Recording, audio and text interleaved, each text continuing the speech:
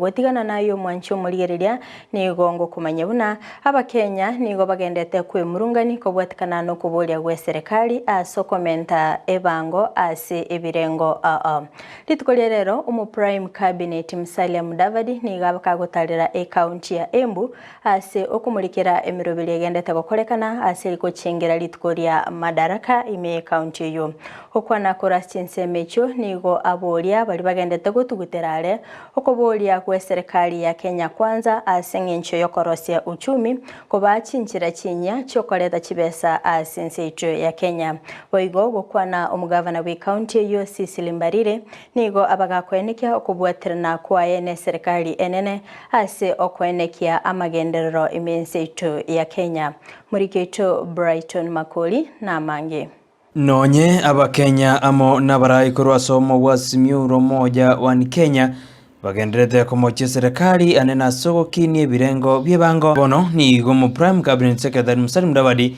anyadiriga kwigere serikali. But I want to tell those who speak a lot, please, if you say you don't want VAT and the government was targeting to raise maybe 60 billion or 70 billion from VAT to deal with roads, to deal with medicine, to deal with education, then tell us, what is your option? Wewe, tuambie, what is the alternative? Kama we ni una umaarufu wa criticize, it's all right. Musalia oyorigo kwana ase county ya Embu anenekera nyaraga kumenana anababwatani ao ekero bandete kwariganigo cyase umuroberio ubugo chengera madaraka de yase county yo. No country can develop without raising its own revenue. If anybody is going to tell you, no matter how well they may be dressed, no matter how smooth their tongue is, if anybody tells you that the country will grow without its own revenue, that person is cheating. No government has its own revenue.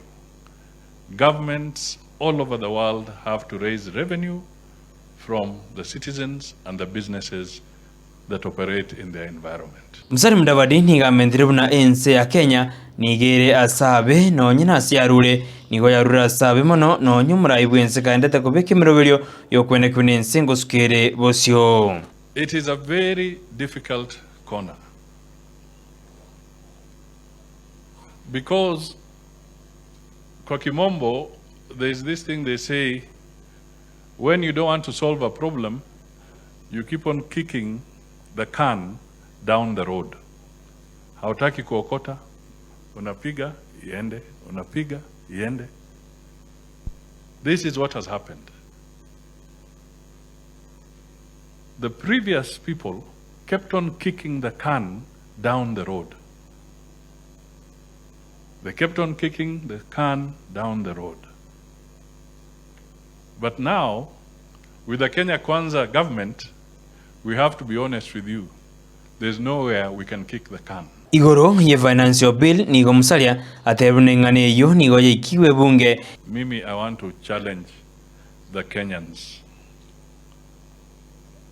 Because finance bill imetolewa. Finance bill iko katika bunge. Na haijafichwa, inapelekwa kule ili wananchi watoe mawazo na mapendekezo pahali wanaona tunaweza rekebisha. Finance bill is there so that we can all make a contribution and rectify what we think is not appropriate.